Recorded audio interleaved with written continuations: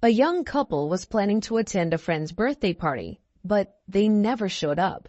Police got involved, and what started as a simple missing persons case quickly turned into one of the most disturbing investigations in recent memory. The details were so haunting, even some of the detectives needed therapy, because nothing could have prepared them for what they were about to uncover. Channon Christian was born on April 29, 1985 in Texas. When she was 12, her family moved to Knoxville, Tennessee, where she settled in with her parents and older brother. Channon was the kind of person who made friends instantly. Outgoing, friendly, always ready to help. She fit right into her new school like she'd always been there. People who knew her said she could connect with just about anyone. That warmth and kindness played a big part in her future plans. Channon wanted to do something meaningful, something that would help others. So after high school, she enrolled at the University of Tennessee to study sociology. Another reason she chose that school was because she wanted to stay close to home. Channon was incredibly close to her family, and staying nearby just felt right. But she was also determined to be independent, so she picked up 2 part-time jobs to support herself. While she was at college, she met a guy named Newsom. They hit it off and started dating. At the time, Channon was 21 and Chris was 23. He worked as a carpenter, and even though he was still young, he had already built a solid reputation for himself around town. On January 6, 2007, Channon and Chris were planning to go to a friend's birthday party. That afternoon, Channon went over to her friend's house, where Chris was supposed to pick her up a bit later. He was running a little behind, so Channon's friend ended up heading to the party without her, and Channon decided to stay at the house and wait for Chris to show up. Before picking up Channon, Chris had dropped off another friend at the same party and headed straight to get his girlfriend. But about an hour later, people at the party started to worry. Channon was only about a 10-minute drive away, but neither she nor Chris had arrived. It just didn't make sense. At first, their friends figured maybe their plans had changed, but something about that didn't sit right. It wasn't like them to just skip out on a close friend's birthday without saying anything. After waiting a while longer, they tried calling both of them, but neither one answered. By the time midnight rolled around, their concern had reached its peak. So, a few of them decided to drive over to the apartment complex where Channon had been waiting. When they got to the parking lot, they saw Chris's truck, but Channon's car, the one she had driven earlier, was nowhere to be found. So their friends assumed the couple had just decided to skip the party without telling anyone and headed back to celebrate. A bit earlier, Channon had called her mom and said she'd be home later than expected. She and Chris had decided to spend the evening together, maybe grab something to eat and watch a movie. She told her mom she'd be back around 3:30 in the morning. But that time came and went, and Channon never showed up. At first, her mom figured she might have stayed the night at a friend's or maybe at Chris's place, so she didn't panic right away. But the next morning, she got a call that changed everything. Channon's boss says she hadn't shown up for work. Channon's mom got in touch with Chris's parents and found out that he hadn't come home the night before either. Neither of them were answering their phones, and now both families were seriously worried. Their friends couldn't reach them either. The whole thing felt off. Sure, Channon and Chris were adults, but they always kept in touch with their parents. They had never just disappeared overnight without saying anything, and Channon took her job seriously. There was no way she'd miss a shift without a good reason. Their family started calling every hospital in the area, but no one matching their descriptions had been admitted anywhere. So they turned to the police for help, but the local department refused to open a case, saying that since both Channon and Chris were adults, the families would have to wait 24 hours before filing a missing persons report. But Channon's family wasn't just going to sit around and wait. Her parents reached out to her phone company, hoping that they could help. And surprisingly, they agreed to trace her phone.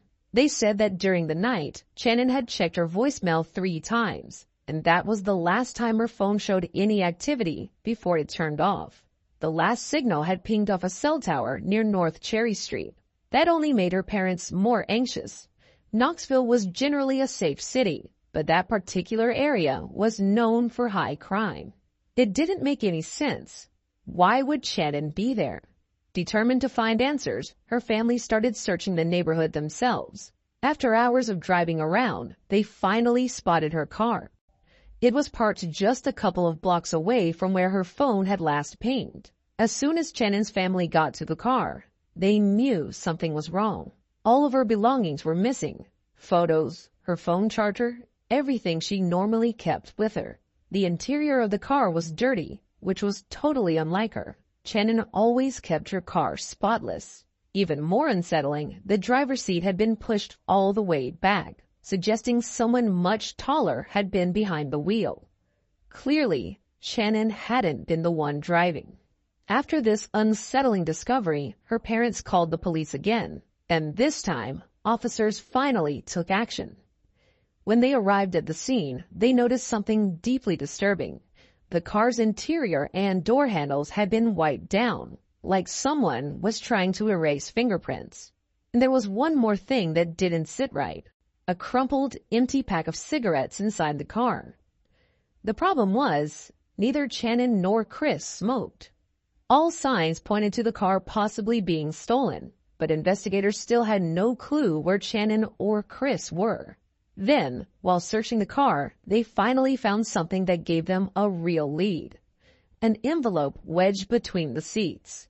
It had the address of a house, located right there in the same neighborhood. Even more telling, forensics found a fingerprint on the envelope, and it didn't take long to get a match. The print belonged to a man named LaMarcus Davidson, a convicted felon with a long rap sheet. And as it turned out, he lived at the very address written on the envelope. Detectives headed straight to the house, but no one was there. Still, they had reason to believe Channon and Chris might be in immediate danger, and that gave them legal grounds to enter without a warrant. The inside of the house was a mess, but police immediately spotted Channon's purse, her shoes, and a few other personal items. They also found Chris's baseball cap and his driver's license. But the most horrifying discovery was waiting for them in the kitchen. When one of the officers lifted the lid of the trash can, he found something wrapped in a piece of cloth. Underneath it was a human body. It was Channon. The case was immediately reclassified as a homicide investigation. Her body was sent to the medical examiner, and detectives were now focused on two urgent questions: where was Chris, and where was LaMarcus Davidson? And they didn't have to wait long for one of those answers. Right after Channon's body was found, police got word from another department. Nearly 2 days earlier, a railroad employee had discovered the body of an unidentified man near the train tracks. At the time, no one had been able to identify him, but now detectives suspected it might be Chris. And soon, a DNA test confirmed their worst fears. The examination of Channon and Chris's bodies revealed a truly horrifying picture. They both had numerous injuries, cuts, bruises, and signs of abuse. It was also clear that they both had been sexually assaulted. Chris died from multiple gunshot wounds, while Channon's cause of death was determined to be suffocation. Forensic experts found biological evidence on Channon's body that matched LaMarcus Davidson. His fingerprints were also discovered on the trash bags used to wrap her remains. And if that wasn't enough, investigators also found spent shell casings inside Davidson's house. Those casings matched the bullets that were recovered from Chris's body. With all of this evidence, police had no doubt that LaMarcus was directly involved in the murders, so they focused all their efforts on finding him. Detectives pulled his cell phone records and discovered that over the past couple of days, LaMarcus had been in frequent contact with a man named Eric. It didn't take long for police to track Eric down. At first, he claimed he didn't know where LaMarcus was. But as soon as investigators explained what LaMarcus was suspected of and that Eric himself could be charged as an accomplice, he quickly changed his mind and gave up the address. According to Eric, LaMarcus had been hiding out in an empty house that was up for sale. He also admitted that on the very same day Channon and Chris disappeared, they both had robbed it. Police headed to the house, and sure enough, they found LaMarcus there. He was surrounded by trash and empty food containers, and he had a gun with him. But one detail stood out even more. He was wearing Chris's sneakers. Officers took him in for questioning. and from the very beginning, he denied any involvement. Then, he started changing his story again and again. In total, LaMarcus gave investigators 5 completely different versions of what happened, each one contradicting the last. At first, he claimed he had no idea what anyone was talking about. Then, he said Channon and Chris had been kidnapped by someone else, and he had nothing to do with it. Later, he told detectives he'd just used the victim's car to drive around and sell drugs.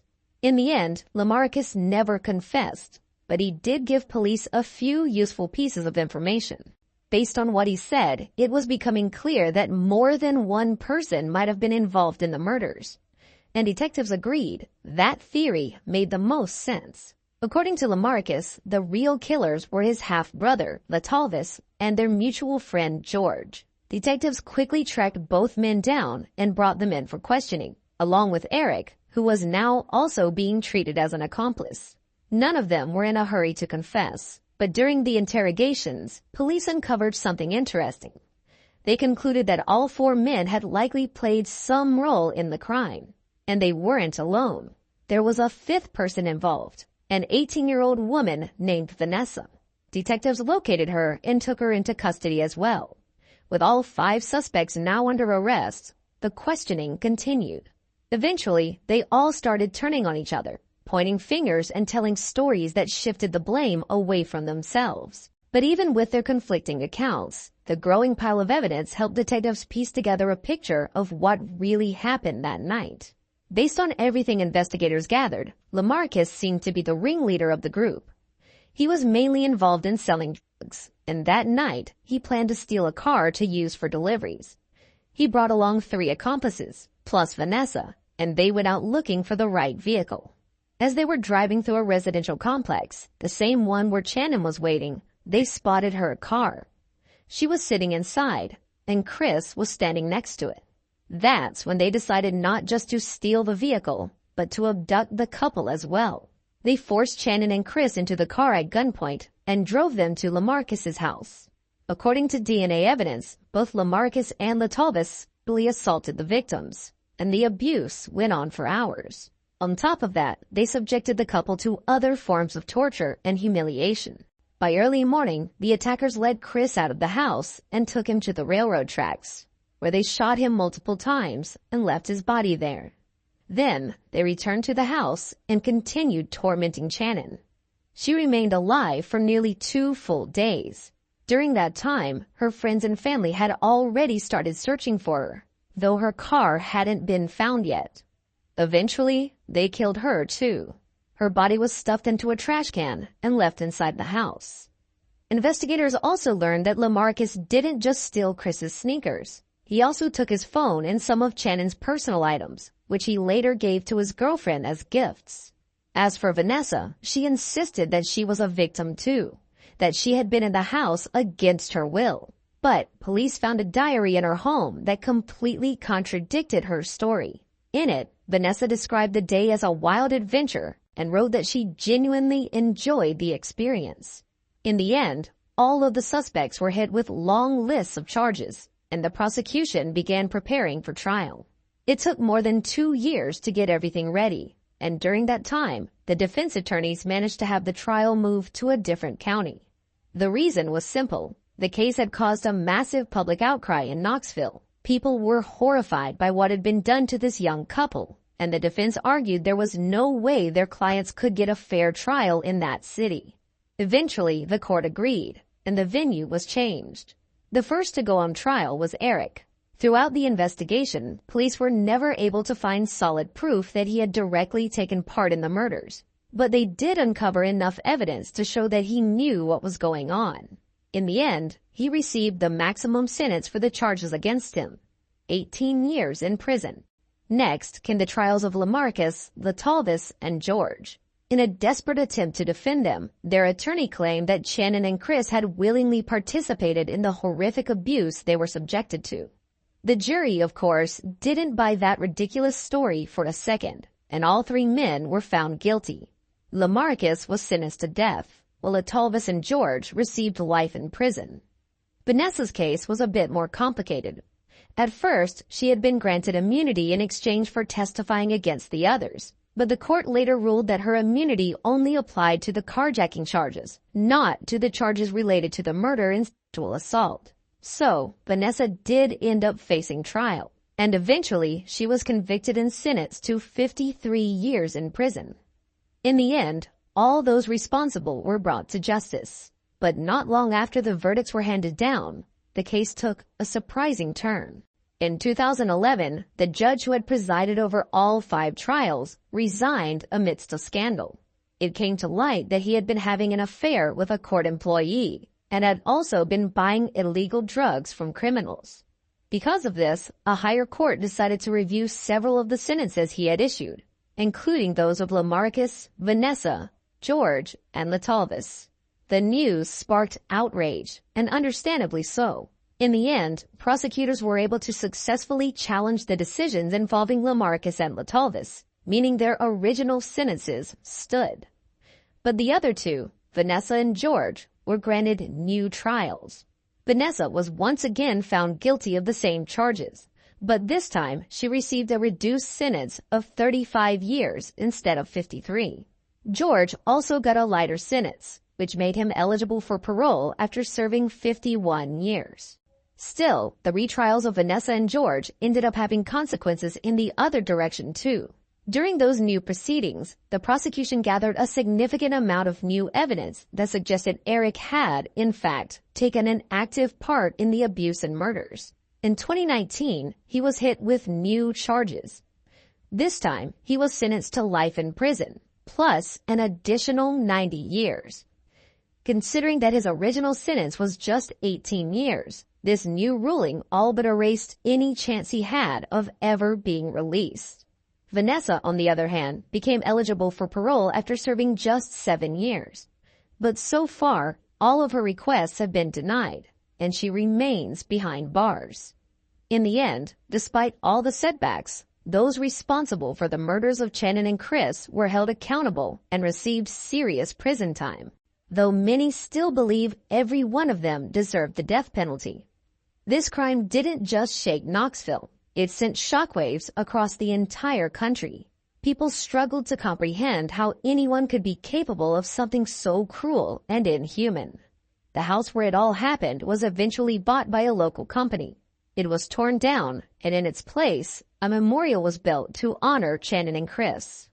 The University of Tennessee also established scholarships in their names, ones that are still active today. And finally, it's worth noting that Lamarcus's death sentence has yet to be carried out. Nearly 20 years after the murders, he's still sitting on death row. Share your thoughts on this story in the comments section, and don't forget to press the like button if you enjoyed my video. Thank you for watching.